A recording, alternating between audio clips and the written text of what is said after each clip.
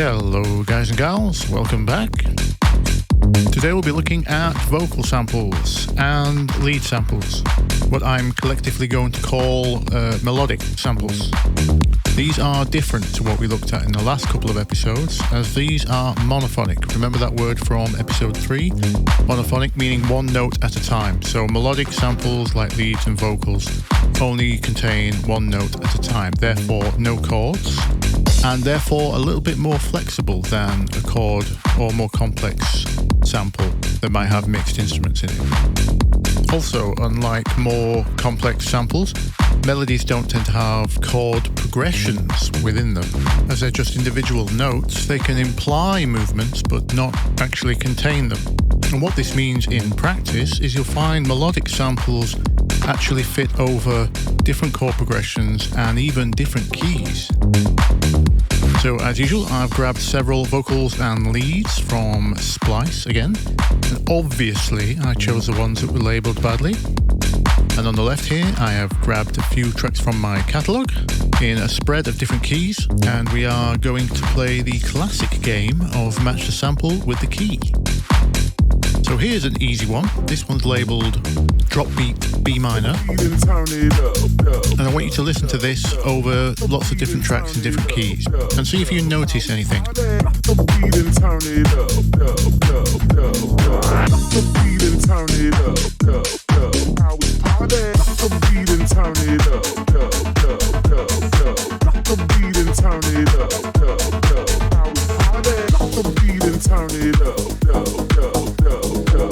Sounds fine, right? That's because this vocal is wrapped, and if you didn't know this, rap is keyless. Unless it's overtly auto-tuned or some effect like that, there's no key to speech. I presume it's labelled because Splice dictates you must enter a key? I'm not sure. Regardless, I just wanted to get that little PSA out there that rap is keyless. No need to worry about keys in rap. This next sample is a lead synth, also labelled B minor. See what you think of it over our B minor track.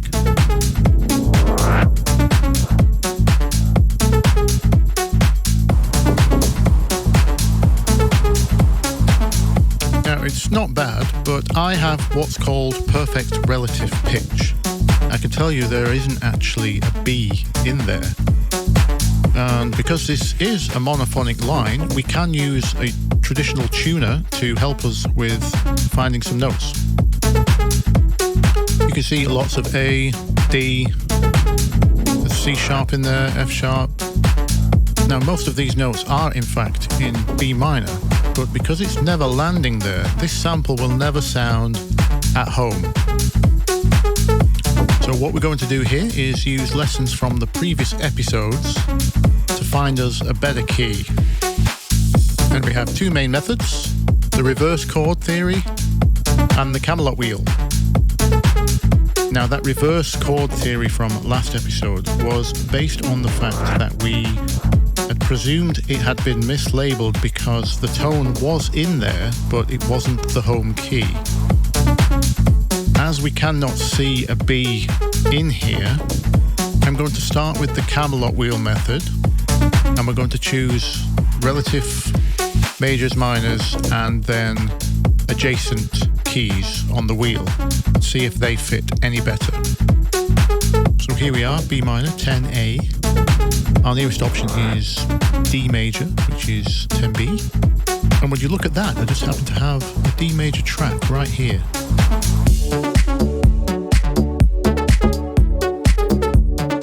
Already sounding much better. But let's be realistic, you're not going to have a major track lying around. Unless, of course, it too has been mislabeled. I actually had to go and make one because I searched my back catalogue and I've made one major track in the last 6 years. So let's explore some more realistic options.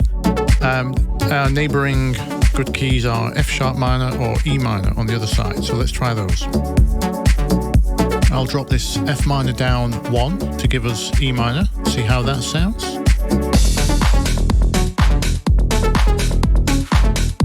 Nope, not working too good either. Let's try F sharp. Yeah, that's working. So it looks like this sample is best in F sharp minor, not B. Anyway, moving on. So here's a loop called Wait, D sharp minor. And let's put it over our track that's in D sharp minor.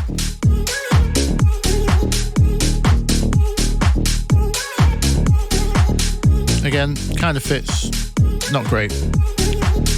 If we look at the tuner, we'll see predominance of the A flat note there. Same thing as G sharp.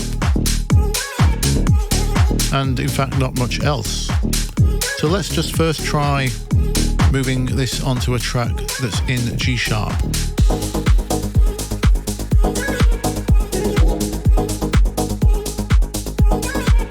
Yep, much better. And as you can see on the Camelot wheel,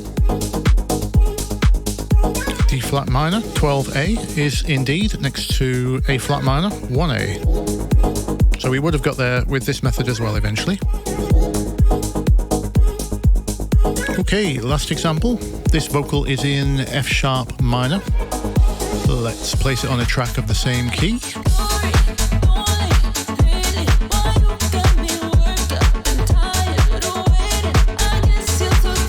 And that sounds fine.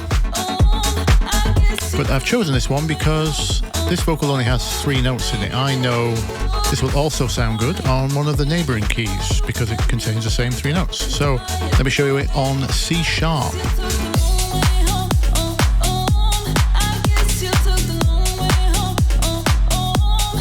See, that also works.